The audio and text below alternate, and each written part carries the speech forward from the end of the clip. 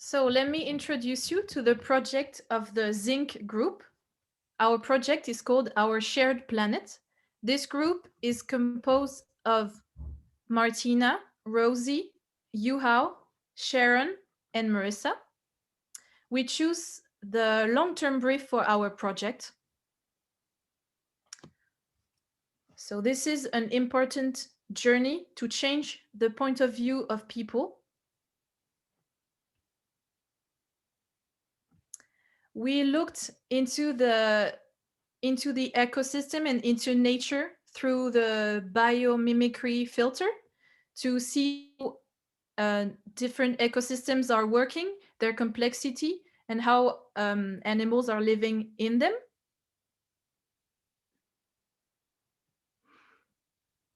So the main notions that we used in our project are migration, which is the movement of species. Home range, which is the most important one, is when different species are coexisting in different territories, but they're not harming each other. They can live with each other.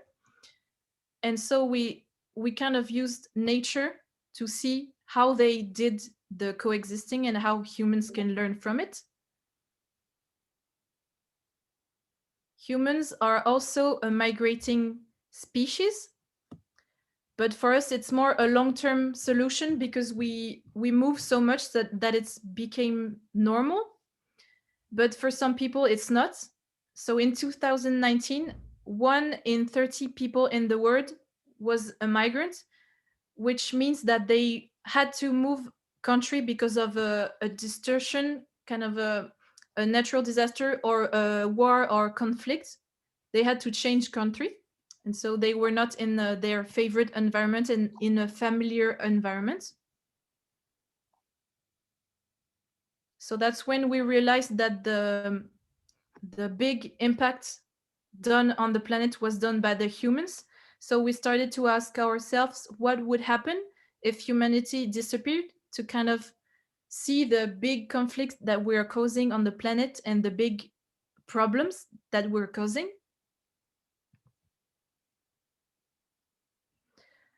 And to do that, we looked into two different communities, two communities that are sharing the resources with nature, that are coexisting with nature peacefully, and that have done so for a certain time because of their indigenous nature, or like the activists because of the way they think.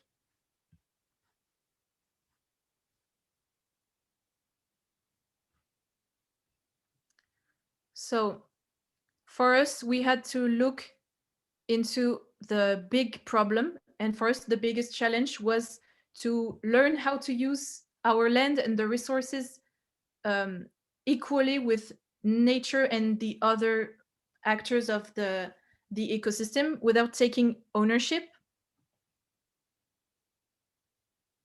And we decided that the best way was to include every non-human actor in the decision making of the project, using the 4 notions that you see on the screen, because we didn't want to include politics or individualism. We wanted to include everyone and everything, if we can say it like this.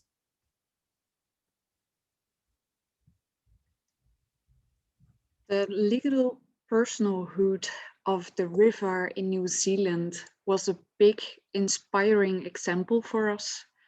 The fact that this river has its own rights and be treated like a person was very helpful. But if a person don't have a voice, can you listen to it? So that will take us to our next step. By giving natural heritage and other species a voice, this would make that humans can actually listen to it. But would they? Would you stand still and listen to nature? Our solution is an Instagram profile for the River Clyde. It's to personalize nature, spread awareness, but also make it so that people can interact with nature and see it more in a friendly way. To shape the voice of this river, we went outside to collect ideas. We asked people what would they say if they were the river, and we thought it was quite difficult for them to place them in their waters. It also brought people more in touch with nature. To give a better example how our project is working, we made a storyboard.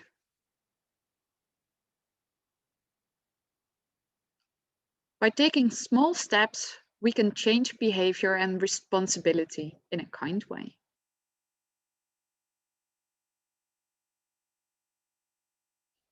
Why did we went for social media like Instagram? It's not because we actually like it a lot. Because if you look into the big tech companies, they're not super supportive. So it's actually kind of a guerrilla action. It's popular, it's easy to use, and accessible to everybody so that you have a very broad audience that you can reach. To give a little bit of a better example how our nature profile works is on the long term, it's going to be artificial intelligence that works with measurement stations, think like weather stations or what happens around the nature heritage that we choose. And it will learn from previous messages and previous posts that has been posted. It's a subtle adaptation of nature.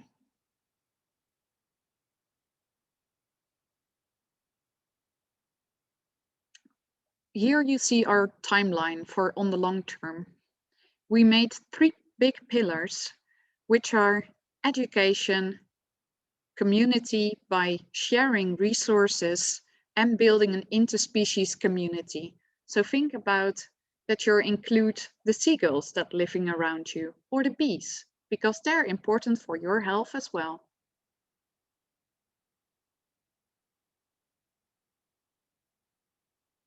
This is our manifesto, how we want to make sure that on the long term we're gonna get there. And also what our role as a designer should be in such a project.